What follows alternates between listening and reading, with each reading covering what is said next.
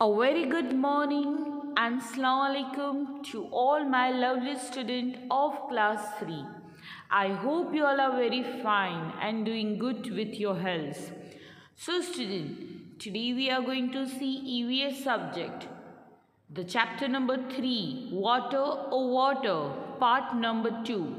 In part number 1, I have explained you the poem. What does this poem mean? And I have asked one question also. I told you to make a poem by yourself, है ना? मैंने सभी बच्चों को एक question दिया था कि मैं देखना चाहती हूँ कौन से बच्चे पोएम पर स्टोरीज लिख सकते हैं 2-3 लाइन्स में पोएम लिख सकते हैं। बहुत सारे बच्चों ने मुझे पोएम लिखकर दी है कमेंट बॉक्स में। आगे का टेक्स्ट बुक एक्सप्लेनेशन करने से पहले मैं वो सभी बच्चों को अप्रिशिएट करना चाहूँगी। मैंने वो सभी के स्क्रीनशॉट लेकर इस वीडियो में मैंने उनको उनकी पोएम्स जो लिखा है वो सब यहाँ पर दिखाया है। आई अप्रिशिएट टू ऑल दो स्टूडेंट्स। और 2-3 बच्चे ऐसे हैं जो हमेशा जो भी क्वेश्चंस मैं पूछती हूँ they are always ready to answer the first. वो हमेशा फर्स्ट रहते हैं आंसर्स देने के लिए।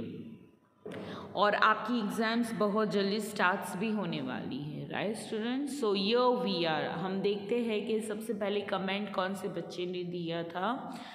The first comment was Retha Mohammad. Very very thank you बेटा। आप हमेशा सबसे पहले होते हो कमेंट देने के लिए। आप हर एक चैप्टर में जब भी कोई भी क्वेश्चन पूछते you are the first to write the comment. और आपने बहुत प्यारी पोएम लिखी है वाटर पर। I am clapping for you. Very good, keep it up Mohammed, बहुत अच्छा, कीप इट अप बेटा। The second is Patel Khadija. Very good Patel Khadija, आपने भी वाटर पर बहुत अच्छी पोएम लिखी है। I am clapping for you. मैं आपको अप्रिशिएट करती हूँ। मैं सभी बच्चों को बोलना चाहती हूँ कि आप ये बच्चों से इंस्पायर्ड होएं। देखिए उन्होंने कितनी अच्छी पोएम्स लिख कर भेजी है। Take the help with your parents, but आप टीचर्स के कमेंट पर हमेशा आंसर्स लिख कर भेजिए। Now see the number 3rd। Who is this? Farhana Fatima. Very good Fatima, आपके लिए भी मैं क्लैप कर रही हूँ बेटा। Very good. You all have written a good poem in a very sweet line. आपने स्वीट लिखा है, शॉर्ट लिखा है, but very good. Keep it up Fatima, very good बेटा। नाउ सी द नेक्स्ट कि किसने लिखा है poem. Now who is this? चौकसी हमज़ा। हमज़ा, आई गॉट योर कमेंट। आप उस दिन टेंशन ले रहे थे कि आपका कमेंट नहीं दिख रहा है, but I got your comment and you have written a wonderful poem on the water. Hamza, keep it up बेटा। I am clapping for you also. Hamza भी एक ऐसा है जो हमेशा मुझे आंसर्स देता है, हर एक चीज़ के लिए उसकी कमेंट होती है। वेरी गुड हमज़ा बेटा, keep it up. Now this is Patel Fatima Asif. Very good Patel Fatima Asif, आपने भी बहुत अच्छी पोएम लिखी है and very good, I appreciate. मैं आपके लिए भी क्लैप कर रही हूँ। Very good. मैं ये सभी बच्चों को बोलना चाहती हूँ कि आप बहुत अच्छा काम कर रहे हो। Very good. और मैं दूसरों बच्चों को भी बोलना चाहती हूँ आपको भी लिखकर भेजना है। Now this is this Patel Zainab. Very good Zainab Shabbir, very good बेटा, keep it up. I am proud of you Zainab, आपने भी बहुत अच्छा लिखा है वाटर पर। Very good student, I really appreciate your hard work. आप ये सभी बच्चों का मैं हार्ड वर्क का अप्रिशिएट करती हूँ। Keep it up. Now we will start our text book exercise. Very good all my lovely student, जो बच्चों ने कमेंट लिखकर भेजा है, I really really appreciates for you all. Wonderful job and thank you so much to your parents also कि आपके parents इतना आप पर वो कर रहे हैं, आपको हेल्प आउट कर रहे हैं। Thank you so much dear parents, respected parents and my lovely student. और मैं दूसरे बच्चों को भी बोलना चाहती हूँ कि आप भी प्लीज़ टीचर अगर कोई भी क्वेश्चंस पूछती है तो आप कमेंट बॉक्स में उसको आंसर्स लिखकर भेजिए। नेक्स्ट टाइम में मैं आपके भी नाम देखना चाहती हूँ। Okay, now I request all the students to please take out the text book. हमने ऑलरेडी ये पोएम के बारे में पढ़ लिया है। Now we are going to go through for our text book exercise.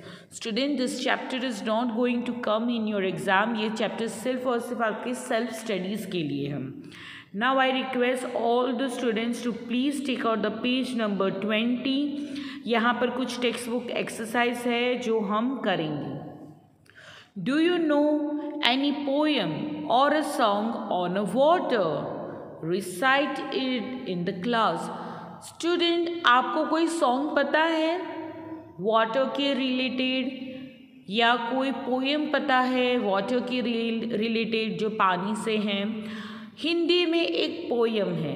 कौन सी पोएम है हिंदी में? मुझे कोई बताएगा? इंग्लिश में भी एक पोएम है। What is that song? हम वो सॉन्ग गाते हैं ना, नर्सरी से गाते आए हैं। कौन सा सॉन्ग है इंग्लिश में जो वाटर के रिलेटेड है, रेन के रिलेटेड है? तो आज का आपका ये क्वेश्चन है कि आपको मुझे वो सॉन्ग कमेंट बॉक्स में लिखकर भेजना है। कौन सा सॉन्ग? इंग्लिश वाला, कि हम यूकेजी में, नर्सरी में, एलकेजी में हमेशा वो सॉन्ग गाते हैं। कौन सा है? जो रेन के रिलेटेड है, यानी वो वाटर के रिलेटेड ही हुआ ना। तो वो सॉन्ग आज मुझे आप कमेंट बॉक्स में लिखकर भेजेंगे। मैं वेट करूँगी। जो भी बच्चों ने मुझे कमेंट बॉक्स में ये पोएम लिखकर भेजी, ये सॉन्ग, सॉरी पोएम में ये सॉन्ग लिखकर भेजा, पूरा रेन के रिलेटेड है। मैंने आपको हिंट दे दिया है कि वो कौन सा सॉन्ग है, राइट? आपको वो मुझे पूरा सॉन्ग लिखकर आपको भेजना है। आई थिंक सो 3-4 लाइन का ही सॉन्ग है ना, राइट? तो मैं कल वापस से आप सभी को अप्रिशिएट करूँगी स्टूडेंट। रियली मैं दूसरे बच्चों का नाम भी देखना चाहती हूँ। हमज़ा है, रेठा मोहम्मद है, फ़ातिमा है, ज़ैनब है। ये सब बच्चे मुझे हमेशा कमेंट में आंसर्स लिखकर भेजते, पर मैं दूसरे बच्चों को भी देखना चाहती हूँ कि मैं उनकी नाम भी बोलना चाहती हूँ। Okay, now open page number 20, take out your text book, page number 20 and take your pencil. Now see, which are the place mentioned in the poem where we find the water? Poem में कौन कौन सी जगह पर पानी की बातें हुई है? लेट्स सी कौन सी जगह है। Take the activities for which water is needed. हमें उस एक्टिविटी को टिक करना है जहाँ पर पानी की ज़रूरत होती है। बहुत सारे इधर दिए। टू प्ले, खेलने के लिए पानी की ज़रूरत है। क्या पानी होगा तो ही खेल पाओगे? नो। टू राइट, लिखने के लिए पानी की ज़रूरत होती है? No. To run a fan, fan on करने के लिए किसकी ज़रूरत होती है? इलेक्ट्रिसिटी की कि वाटर की? इलेक्ट्रिसिटी की, तो ये भी नहीं होगा। टू सिंग, गाना गाने के लिए पानी की ज़रूरत होती है कि ऐसा है क्या पानी पियोगे तो ही आप गा पाओगे? No. To make a tea, yes, तो इस पर टिक करें। टू मेक अ टी, चाय बनाने के लिए सबसे ज़रूरी तो पानी है ना। The main ingredient is water, तो यस टिक करें। To paint a pictures, yes, pictures बनाने के लिए पानी की ज़रूरत होती है। वाटर कलर के लिए वाटर यूज़ ज़रूरी है। टू रो अ बोट, समुंदर में, ओशन में, रिवर में बोट को चलाने के लिए पानी की ज़रूरत है। यस, बोट तो किस पर चलती है? पानी पर ही चलती है, तो टिक करें उस पर। टू नीड अ डो, आटा गूंदने के लिए पानी की ज़रूरत होती है। Yes, we need a water. To grow a plants, plants को छोटे से बड़ा करने के लिए पानी की ज़रूरत होती है। यस, तो कितनी एक्टिविटीज़ पर हमने टिक किया? 5 activities. Which are they? To make a tea, to paint a picture, to row a boat, to knead a dough यानी आटा गूंदना to grow a plants. Now see the next one. Name any 4 activities you can not do without water. ऐसी 4 activities you can do without water कि आप पानी के बिना वो सारी चीज़ें कर सकते हैं. ऐसी 4 चीज़ों के नाम लिखना है. Playing, dancing, singing, writing. इसके अलावा आप कोई भी और 4 एक्टिविटीज़ लिख सकते हो बाय योर ओन सेल्फ जिस पे पानी का इस्तेमाल नहीं होता है. वॉचिंग टीवी है ना, skating, cycling, combing your hair, dressing your self, polish your shoes. बहुत सारी एक्टिविटीज़ हैं जिसमें पानी का इस्तेमाल नहीं होता है. You can not do without water. ऐसी चीज़ के नाम लिखो जो आप पानी के बिना उसको नहीं कर सकते हो. कुकिंग, कुकिंग के लिए तो पानी नेसेसरी है. बाथिंग, ऑफ कोर्स नहाने के लिए भी the main thing is water, तो उसमें आपको पानी चाहिए ही. ड्रिंकिंग, प्यास लगी है तो पीने के लिए क्या चाहिए हमें? Water. We need a water to drink, right. Plantation, plantation मतलब पौधों को ग्रो करना. प्लांट्स को ग्रो करने के लिए हमें किसकी ज़रूरत होती है? वाटर. सो आपको डिफरेंस पता चल गया. The things which we can do by from the water and the things which we cannot do without the water. ऐसी 4 चीज़ें लिखनी है जो हम पानी की मदद के बिना नहीं कर सकते हैं और ऐसी 4 चीज़ें लिखना है जो पानी उसमें इस्तेमाल नहीं होता है. So you can write this answer by your own also. आप अपनी सोच से भी लिख सकते हो, टेक्स्ट बुक में ही लिखना है. Now see the next. Water more और लेस. नाउ ये क्या है?